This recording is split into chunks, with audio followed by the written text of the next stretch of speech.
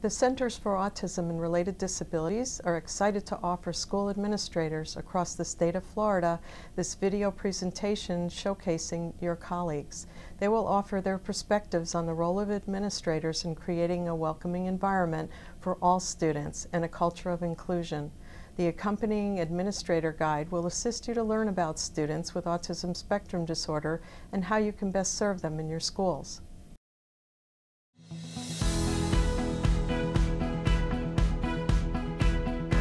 Everyone deserves respect. There's just kids and teachers and everybody's learning together. The leader must do that. They must lead by showing the way and being involved in all classrooms.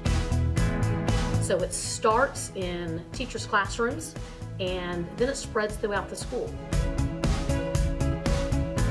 For these 4 administrators, creating and maintaining a successful program for students diagnosed with ASD includes developing and leading with best educational practices, encouraging their teachers and all other school personnel to use evidence-based practices, and creating an essential culture of acceptance and inclusion that begins with the leadership and radiates throughout the school community and beyond. The school administrator's role is critical to cultivating a culture of acceptance and inclusion, from hiring decisions to the accountability checks needed to maintain a great program for students diagnosed with ASD and retain great teachers to help them. In cultivating this culture, these administrators emphasize promoting communication between teachers serving students with ASD and general education teachers, and providing equal support to all. In order to develop some camaraderie and some cooperation between teachers and ASD teachers on a campus, it's really important for the principal to begin to connect the two.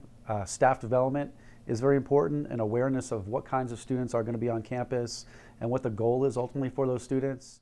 I think communication is key. Knowing the common ground so that those two professionals can talk and determine a path for that student. That has been, I've seen here, that's been the biggest thing that you have to overcome and work into. In order to foster a culture of acceptance, the leader must do that. They must lead by showing the way and being involved. You have to first make it a priority at your school. There has to be some conversations with the faculty about the differences of students, and we typically start with the differences as adults first. And everybody has to take ownership. So it starts in teachers' classrooms and then it spreads throughout the school. My biggest piece of advice is support those programs just like you would support any other. I'm their biggest cheerleader and I'm their biggest advocate, and that's my job. It's my job as a principal to be the biggest cheerleader and biggest advocate for every program in this school.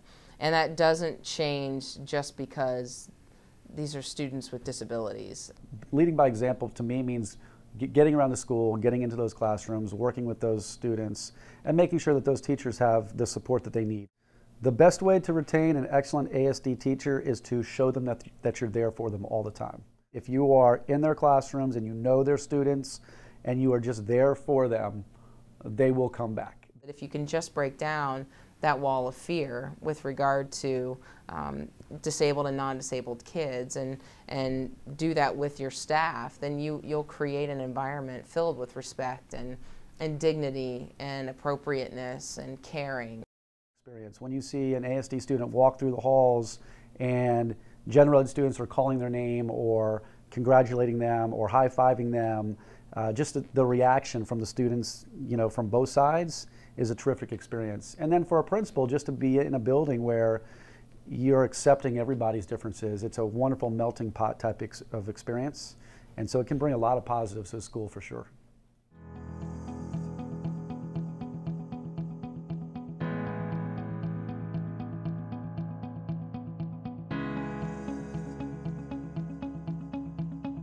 The administrator's role in ensuring that all students reach their individual potentials requires implementing and monitoring best educational practices, such as classroom walkthroughs, listening to their teachers, and identifying each student's individual needs. But it's really up to your ESC teachers, as good teachers, professionals, case managers, to ensure that their students are getting what they need. And if they're not, their communication with us to say, I need help. Johnny's at this level and I don't know what to do. So then we step in and say, well, do you need training? Do we need somebody to come out and assist? Do we need some observations? One of the things that I've done here at the school to ensure that our teachers have the best practices is reach out to professionals outside of the school building, whether it's through the district office or through CARD. We ask those professionals to come into the building and sit with the teachers and review what they're doing and what they can do to improve their practice. When I do a walkthrough in my classes, I look for one thing automatically, and it's always engagement. And it'll be different from class to class. But in ASD classroom in particular, activities are usually short, diverse, and it addresses every single child. And I look to make sure a teacher has a well-planned lesson. That's always a priority. You want to make sure teachers are being creative in their instruction and they're offering the same type of best practices within their room that the other teachers are doing in the general classrooms. I shouldn't walk into an ASD classroom and for the most part, maybe everyone, it seems like they're on the same lesson, but I should be able to walk around and see a differentiation based on what I know about the kids and what their levels are with regard to what piece of that lesson they are doing.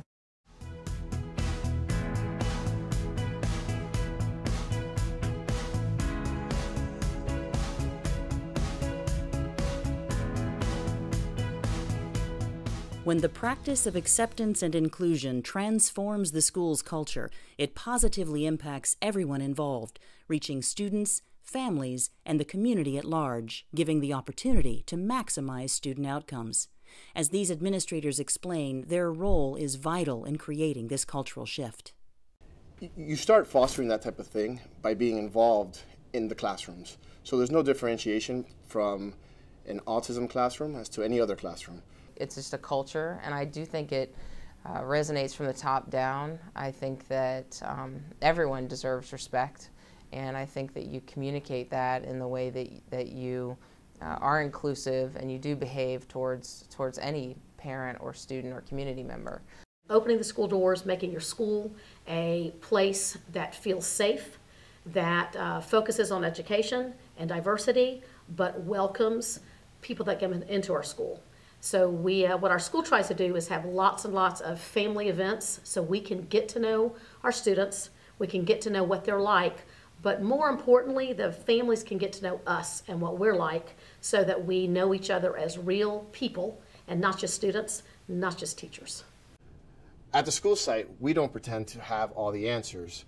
So it is important for us to work with experts in this area for answers. Many times we've reached out to CARD to visit our schools, work with our teachers, make observations, and provide feedback on what we can do to improve the circumstances inside of our classrooms.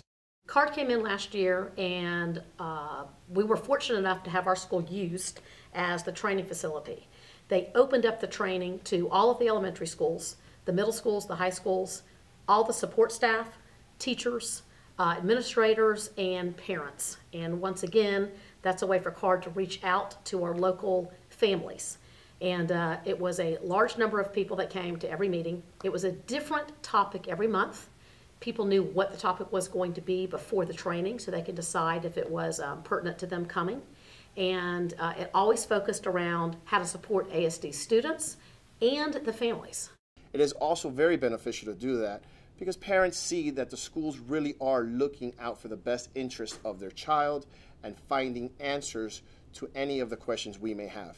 My job is to make our school a safe place to walk into, a welcoming place, but a place that is obviously open to diverse families, diverse students, diverse faculty and staff. Teachers are here because they love students, and all students need to be loved by good teachers. And so really, if you're doing it the right way, you don't even know that you have an ASD program in the building. There's just kids and teachers and everybody's learning together.